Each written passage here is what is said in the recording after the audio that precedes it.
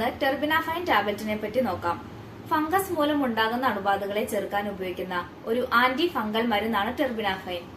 Tablet, cream, gel, spray എന്നീ ഫോമുകളിൽ ഇത് available ആണ്.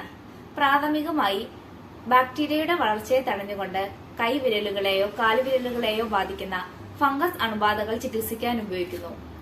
ബാക്ടീരിയ അല്ലെങ്കിൽ വൈറസ് മൂലം ഉണ്ടാകുന്ന അണുബാധകളെ ഇത് ചികിത്സിക്കുന്നില്ല. ടെർബിനാഫൈന്റെ ഉപയോഗം നോക്കാം.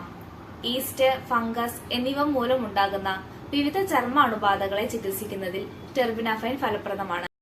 അതുകൂടാതെ നഖങ്ങളിലെ ഫംഗസ് അണുബാധ, റിംഗ്വേം, ജോക്ക് ചൊറിച്ചിൽ, അത്ലസ് ഫുഡ് തുടങ്ങിയവയ്ക്ക് ഉപയോഗിക്കുന്നു. ഇനി ഇതിന്റെ സൈഡ് ഇഫക്റ്റ് നോക്കാം.